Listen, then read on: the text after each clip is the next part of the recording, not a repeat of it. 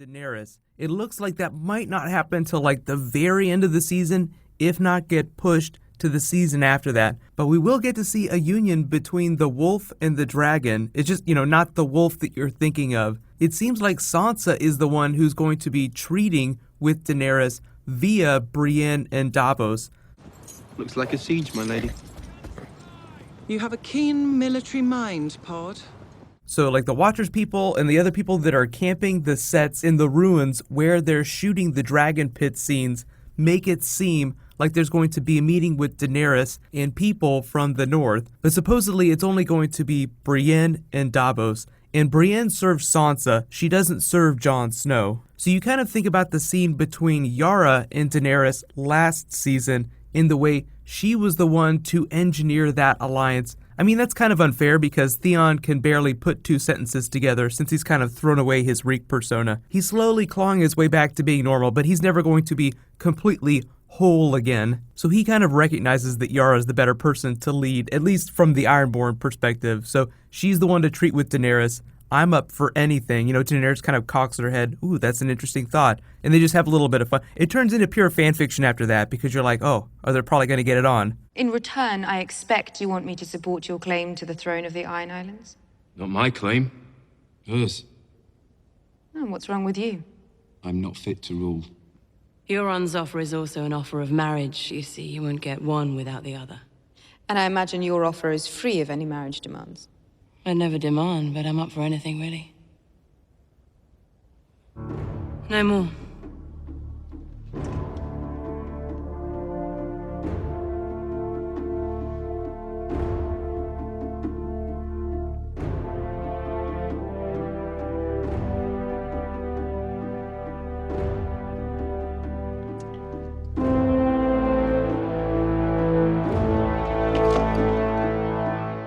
But now you have a similar scene in the Dragon Pit, which looks like it's happening relatively late in the season, where Daenerys has to deal with the North. So Jon Snow, very lovable person, not the best at politicking. So that seems like a good opportunity for Sansa to step up, just via Brienne and Davos, to send them to see what the hell's going on with this new invading force that they've learned about.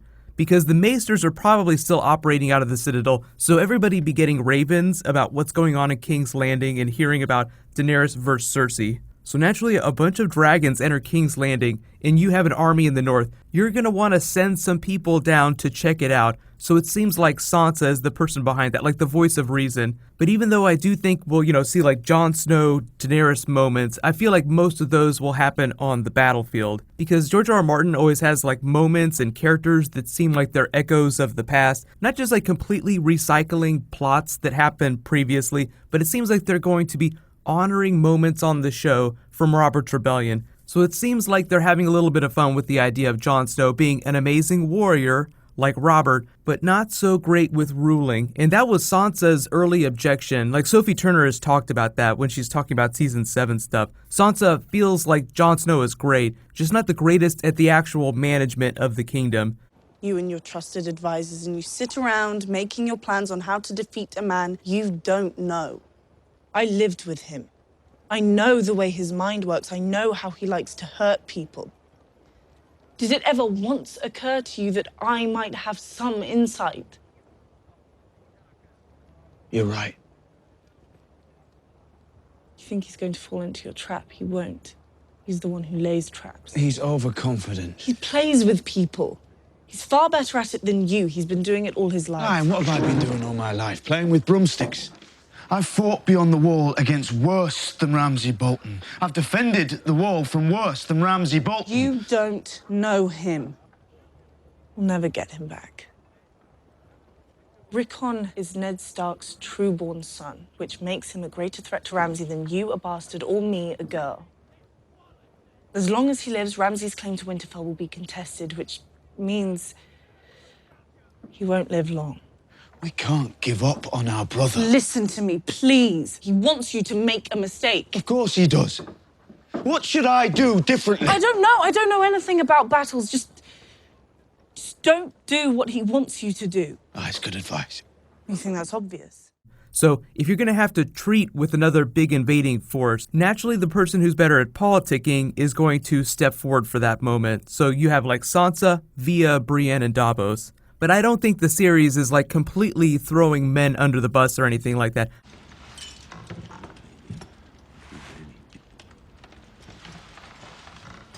I think it's just having a little bit of fun with the idea that a bunch of terrible decisions were made during and after Robert's Rebellion, and they don't want to repeat that. So you have all these female characters seizing power. Like Cersei always felt like she was better at being in charge than Jaime was, and Jaime never showed any interest in it growing up. Really rudderless person. Cersei was the one with the drive, but because she was a woman, she was kind of used as a pawn, married off to form alliances. But now she sees power. Obviously we have Cersei versus Daenerys, so this all seems like it's happening after that. So not to address that, just focusing more on the female characters on the show and all the different storylines seizing power. So we still have Euron floating around. We don't know quite what's happened to him yet, but I do think it's funny that, like, even though you have like terrible male characters like Euron, like he's supposed to be a villain, you have good male characters like Jon Snow, they're still being treated the same in their own storylines. Like, you are amazing at smashing stuff, but we actually need to have a conversation here, so you go sit down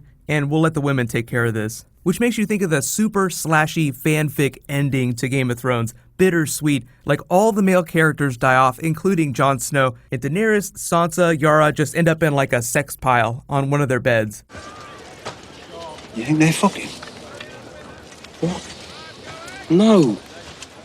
That would be hilarious. I can't wait to see the fanfiction when we get to season 8. But I do think when we get to the end of season 7, we will have Daenerys learning about the threat of the White Walkers and treating with the Starks. Like, okay, so this problem is taken care of in King's Landing, the immediate threat. So now we can deal with the threat up in the north. Because I think the big conflict of season 7 is going to be the Cersei battle. The White Walkers, of course, will be the big threat of the final season.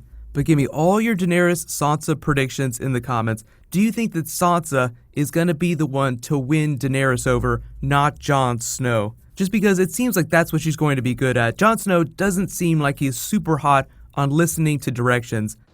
What should I do differently? I don't know. I don't know anything about battles. Just don't do what he wants you to do. Jon Snow, don't charge the battlefield. Whatever you do, don't charge. Sees Rickon, charges immediately. So whatever the drama is between Jon Snow and Sansa, I know everybody's like, are they going to get married? That's like a whole other thing.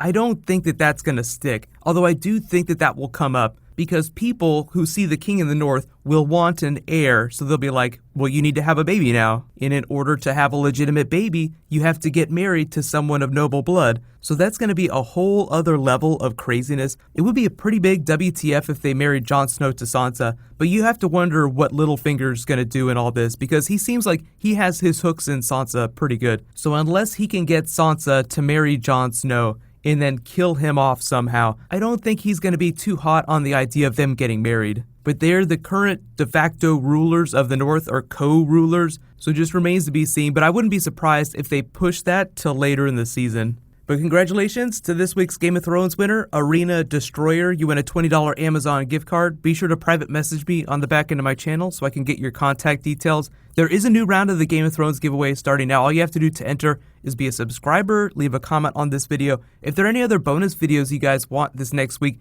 just let me know in the comments. We're not going to get more footage for Season 7 for a long time, but there's still like a whole bunch of stuff happening on the set. They still have a lot of filming left to do, but most of the big main actors have come back to set. Like Arya's on set, even the little bear is back, so I might do a video for some of those other characters next. But really big stuff happening right now. We're getting ready to start Walking Dead Season 7. The AMC people sent me a Negan bat, so I'm expecting the HBO people to send me a dragon next year when Season 7